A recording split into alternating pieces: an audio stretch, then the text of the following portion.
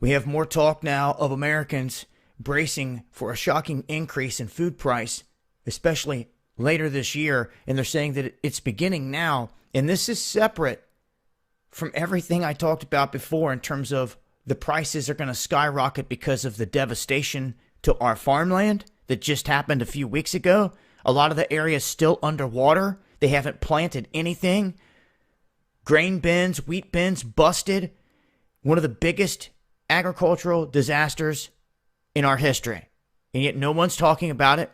Because of that, you can expect normal food prices to rise toward the end of the year, come harvest time when there's less there to harvest because of all this. And now, add on top of it all the imports that we get from Mexico. They're saying because of everything that's going down, that now avocados have gone through the roof. Speaking of one, here's the chart right here in terms of the prices. And they say that about 43% of all U.S. fruit and vegetables originate in Mexico, if you didn't know. And it's not just avocados. They're saying that cucumbers, eggplants, bell peppers, squash, cherry tomatoes, watermelons, and most other fruit and vegetables imported from the tropics would be affected. They go on to state that the Mexican border is one of the most important crossings to the United States. In the last several decades, Mexico has become the top trading partner with the U.S. So beyond all the fiasco and all this talk of everything else going on with the border, they have been a top-tier trading partner, getting a lot of that produce into the country. So now these things are starting to skyrocket because why?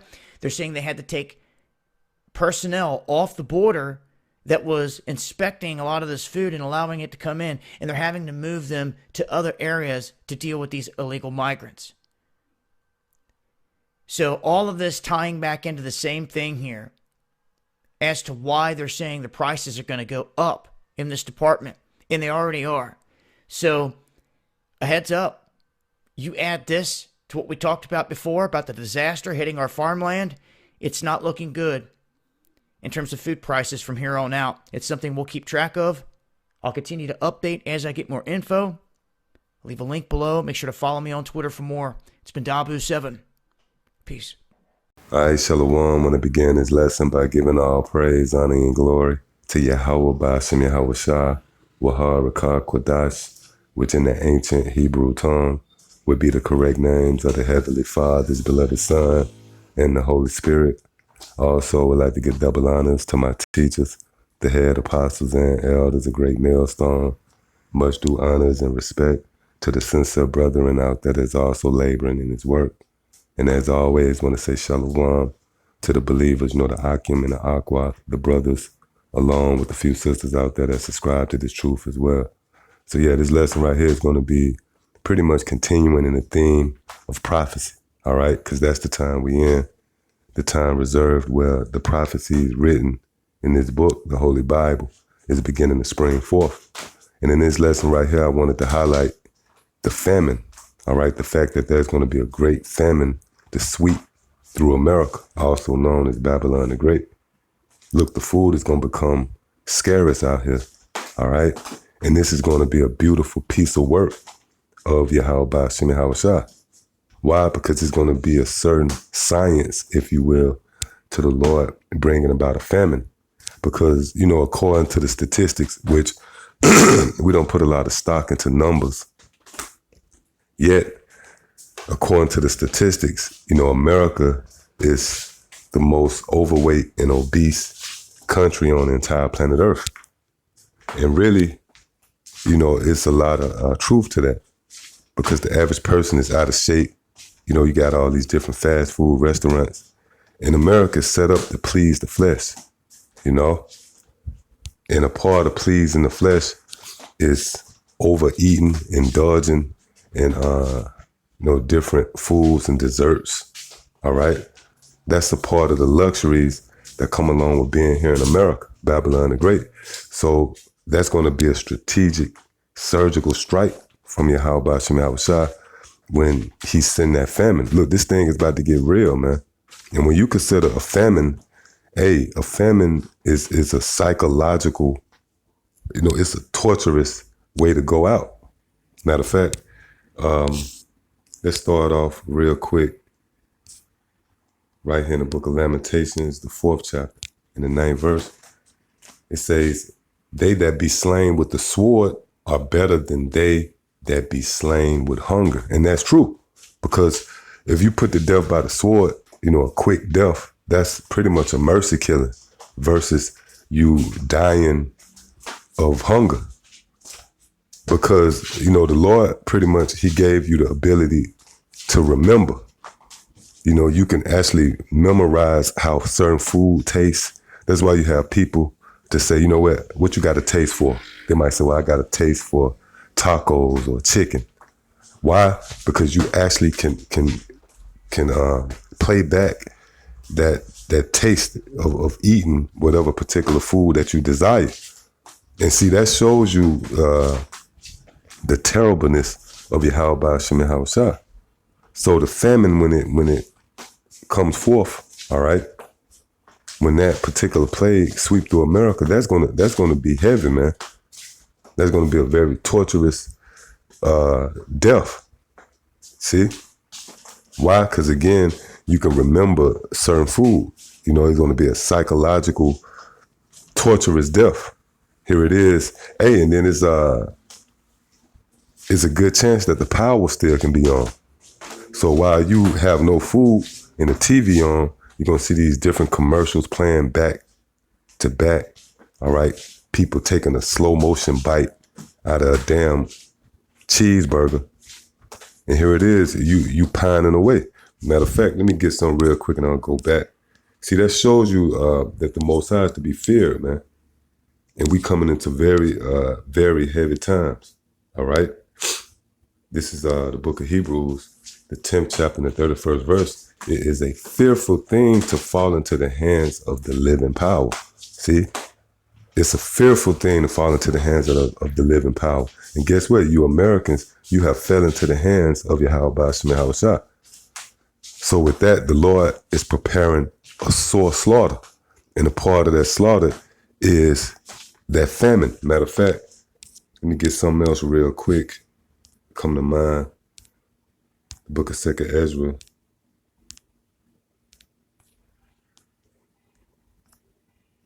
The 8th chapter. In the 50th verse, it says, for many great miseries shall be done to them that in the latter time shall dwell in the world. See? Hey, and that's a heavy word, miseries. Scriptures say many great miseries is going to be done to those who dwell here in the latter times. So right now you see people, they gadding abroad. And we was touching on this briefly at camp, yesterday. The average person that you see out and about, the climax to their day is either sex, getting with somebody and having sex, or food, eating. Pretty much, or both. When you see different people out, the whole climax to their day really is food. You see? And that's what America has packaged and sold you. Sex and food. Just a rolled up, emotional roller coaster ride of bread and circus, man. That's what you people live for. That's what you work for, so you can eat. All right? And that's the climax of your day. When, people go out, they shopping, the day is wrapped up with that same old question, what you got a taste for, what you want to eat. So the Lord know how to humble the proud, man. And this is going to be one of the ways the Lord is going to humble you Americans. See? Again, it says, for many great miseries shall be done to them that in the latter time shall dwell in the world, because they have walked in great pride. See? And one of the humbling agents, if you will, is this famine. All right? Which this is going to be a cruel work, man, of Yahweh Hashem Yahushua. All right? And that's why, again, when you read right here in Lamentations, the 4th chapter, in the 9th verse, it says, they that be slain with the sword are better than they that be slain with hunger. See? Because it's a long, drawn out, torturous death, man. All right? It says, for these pine away, stricken through for want of the fruits of the field. See? And that's where the psychological aspect come in. Because you're going to pine away stricken through the want of the fruits of the field. Which goes back to the video I used as a prelude to this lesson, the opening clip, where most of the fruits and vegetables that come from Mexico and south of the border, South America, is being compromised. And before this year out, the prices is going to skyrocket, man. So as many, I touched on that in the last video, as many different external things that can contribute to the famine, man. Whether it's a truck strike or a so-called natural disaster to keep these trucks from going in and out of these grocery stores, or either what we just saw in the opening clip, where these different imports of fruits and vegetables is going to be compromised. All right. So this is a point in the way this thing is going to play out. That's going to be a great misery amongst you Americans. All right. But for you brothers and sisters out there who believe on Yahweh B'Shem Yahushua, we're going to be protected in that day. Matter of fact, let's go ahead and get that book of Isaiah, the 65th chapter, starting at the 13th verse. Therefore, thus said the Lord power, behold, my servant shall eat, but ye shall be hungry. See, so this show you right here that famine is going to be a great equalizer. Because at the end of the day, everybody got to eat, man. The way you was designed, this body is designed for food and drink. See? So at the end of the day, the Lord is going to have the last laugh. All right? Because the Lord created you. And the Lord created you with a certain necessity, and that's food and drink. And guess what? It's the Lord who provides food and drink, man. No matter how much money you got, our people, they have become proud, not understanding it's the Lord that provides your food and drink. And we coming into that day where your food is going to become scarce, man. All right? But only the servants and the believers of Yahweh B'Shem Yahushua are going to eat in that day. See, this thing is about to get interesting, all right?